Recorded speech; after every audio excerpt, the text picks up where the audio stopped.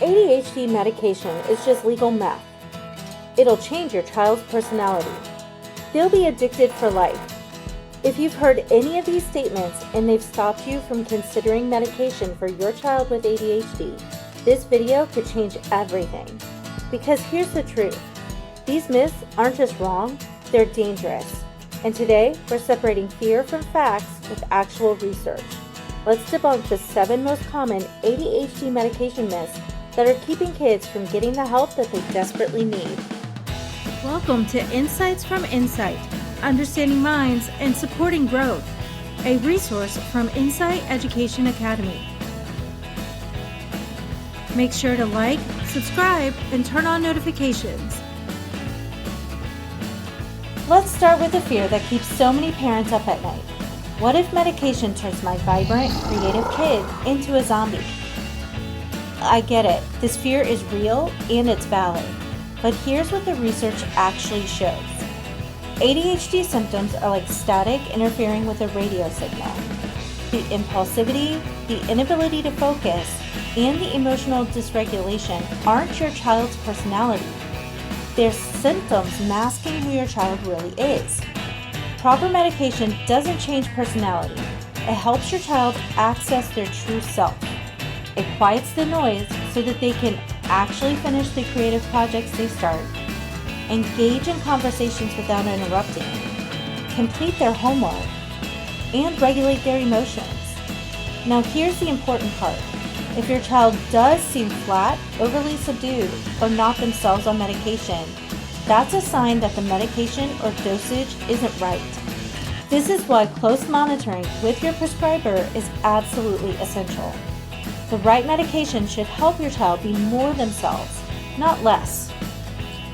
Okay, let's tackle the legal meth comparison head on, because this one really gets spread around.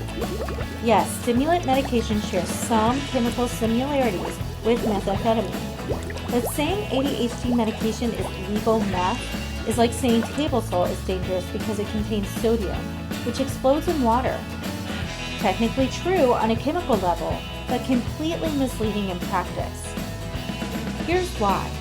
ADHD meds are prescribed in carefully controlled therapeutic doses, a fraction of recreational amounts. ADHD meds are designed for slow, controlled release, not rapid delivery to create a high. For people with ADHD, these medications work differently. They normalize dopamine levels, and they don't create a high.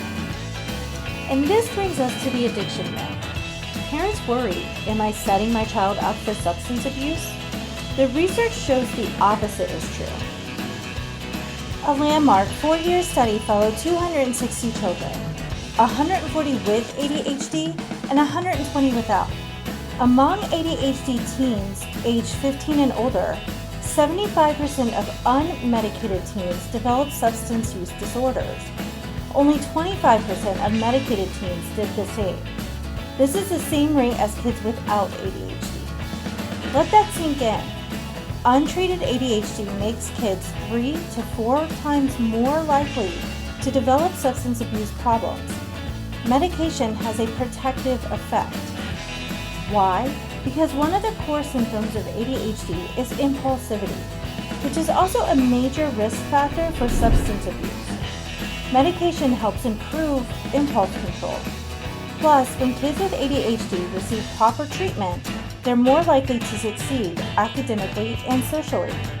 All protective factors against substance abuse. The bottom line, treating ADHD with medication decreases substance abuse risk. Not treating it increases that risk. Another question parents ask often is if we start medication, is my child stuck on it for life? The short answer is no. Medication is a tool, not a life sentence. Here's what actually happens. Some people take medication during the school week, but not on weekends. Some use it during high demand periods like college or starting a new job, and then they take breaks. Some develop coping strategies as they mature and reduce or stop medication altogether. And some choose to stay on it long term because it significantly improves their quality of life with minimal side effects. And you know what? that last option is perfectly valid. Just like someone with diabetes, and they continue using insulin, or someone with high blood pressure, and they stay on medication. Research shows that ADHD symptoms change over time. Hyperactivity often becomes inner restlessness. About 50% of people continue to have symptoms into adulthood, but that doesn't mean continuous medication is required. Under medical supervision, you can always try reducing or stopping medication to see how your child does.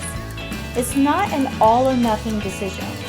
Treatment should evolve based on your child's changing needs. This one scares a lot of parents. Will medication stop my child from growing? Let's look at what a comprehensive 6-year study of 410 children actually found. Yes, there was a small temporary slowing in height growth. The biggest effect happened in the first 12 to 47 months.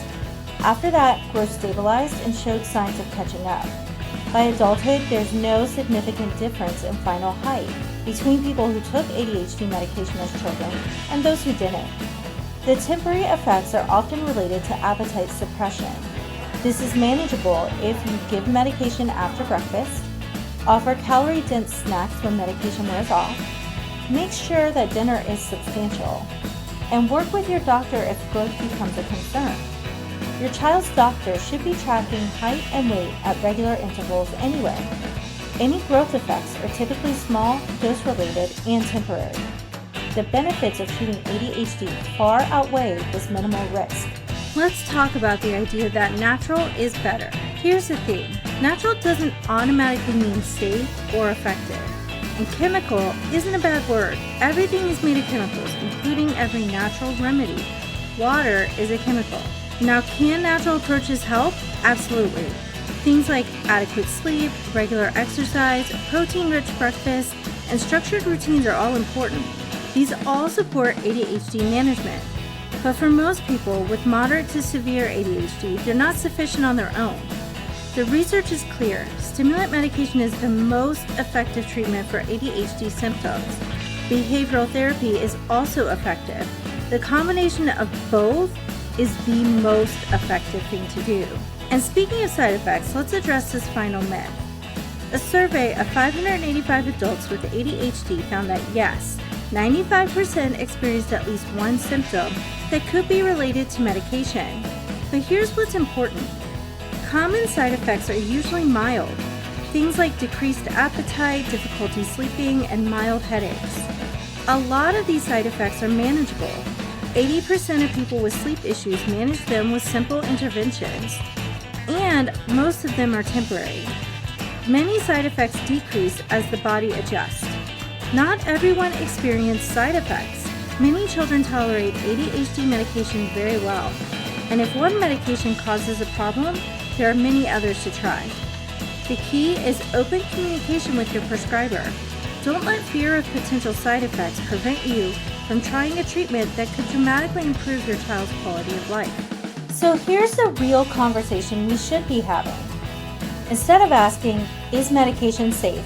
Which we know the answer is yes, with decades of research that confirms that it is safe when properly prescribed and monitored.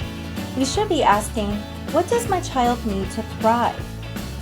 Because the research on untreated ADHD is sobering.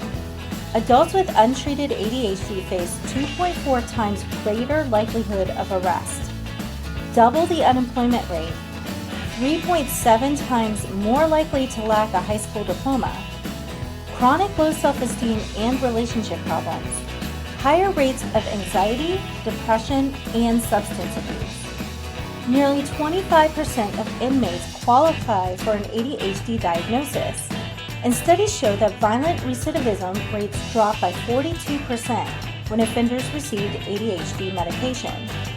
But here's the good news. When ADHD is properly diagnosed and treated with a combination of medication, behavioral interventions, and support, children can reach their full potential, develop healthy relationships, and avoid all of these negative outcomes.